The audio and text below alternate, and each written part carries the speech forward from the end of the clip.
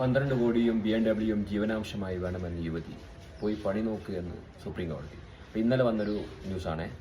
അപ്പോൾ ഇപ്പം ഒരു ട്രെൻഡായി മാറിക്കൊണ്ടിരിക്കുകയാണ്. ജീവനാംശം ചോദിച്ചുകൊണ്ട് ഇപ്പോൾ ഒരു ട്രെൻഡായി മാറിക്കൊണ്ടിരിക്കുക. അപ്പോൾ ഇന്നലെ വന്നൊരു ന്യൂസാട്ടോ. അപ്പോൾ നിങ്ങൾക്ക് വേറൊരു വീഡിയോ ഞാൻ കാണിച്ചു തരാം, നിങ്ങൾ കണ്ടു നോക്ക്. ഒരു വനിതാ ജഡ്ജിയും വക്കീലും തമ്മിലൊരു കോൺവെർസേഷനാണ്. അപ്പോൾ അതിൽ ചോദിക്കുന്നത് കുറച്ച് മാസങ്ങൾ മുന്നുള്ള ഒരു വീഡിയോ ആണ്. അപ്പോൾ അതിൽ ചോദിക്കുന്നത് 6,16,000 രൂപ മാസം കൊടുക്കണമെന്നാണ്. അതിൽ രസകരമായിട്ട് തന്നെ ആ വനിതാ ജഡ്ജി കൈകാര്യം ചെയ്യുന്നുണ്ട്. അതൊന്ന് കണ്ടു. 6,16,300 per month.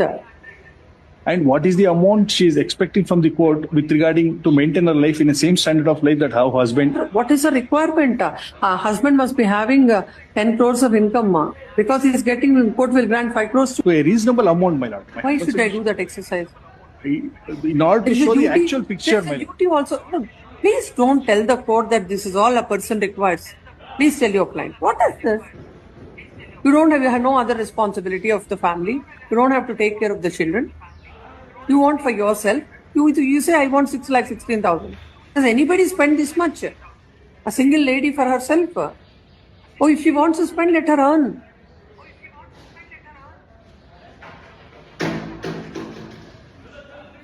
കണ്ടില്ലേ, ഇതിപ്പോൾ ഒരു ട്രെൻഡായി മാറിക്കൊണ്ടിരിക്കുകയാണ്. അപ്പോൾ ഞാൻ ഫസ്റ്റ് പറഞ്ഞതില്ലേ, അത് 12 കോടിയും BMW, അത് ഇന്നലെ നടന്ന സംഭവം. അപ്പോൾ എവിടെ എത്തി നമ്മുടെ കാലം? അപ്പോൾ ജീവനാംശം എന്ന് പറഞ്ഞൊരു ട്രെൻഡായി മാറിക്കൊണ്ടിരിക്കുന്നത്. അപ്പം എല്ലാവരോടും പറയാനുള്ളത് വെച്ചാൽ, ഇപ്പം കല്യാണം കഴിക്കാൻ നോക്കുന്ന ചെക്കന്മാരോട് എനിക്ക് പറയാനുള്ളത്, മക്കളെ നോക്കിയും കണ്ടും കെട്ടിയില്ലെങ്കിൽ പണി എട്ടിൻ്റെ വരുന്നുണ്ട് കേട്ടോ. മാട്രിമോണി കൂടെ ഒക്കെ കിട്ടുന്നവർ ശ്രദ്ധിക്കുക. കാരണം എന്താ വെച്ച് കഴിഞ്ഞാൽ ഇപ്പോൾ ഒരുപാട് കേസ് അങ്ങനെ വരുന്നുണ്ട്. കാരണം ഇവർ കല്യാണം കഴിച്ച് നിങ്ങൾ ഒരുമിച്ച് ജീവിക്കുമ്പോൾ എന്തെങ്കിലും ചെറിയ പ്രശ്നങ്ങൾ ഇവരുണ്ടാക്കും, മനഃപൂർവ്വം ഉണ്ടാക്കിയിട്ട്. അപ്പോൾ ജോലിക്ക് പോകുന്നൊരു ഹസ്ബൻഡ് ആണെങ്കിൽ സ്വാഭാവികമായിട്ട് അവന് ജോലി പ്രഷർ കാര്യങ്ങളുണ്ടാകും. അപ്പോൾ വീട്ടിലെത്തി കഴിഞ്ഞാൽ സമാധാനം കിട്ടാതെ വരുമ്പം അവനെന്ത് ചെയ്യും, കാരണക്കുറ്റിയൊക്കെ ഒന്ന് കൊടുക്കും. അപ്പോൾ കൊടുക്കുമ്പം എന്താവും, അവിടെ പ്രശ്നം സ്റ്റാർട്ട് ചെയ്യും.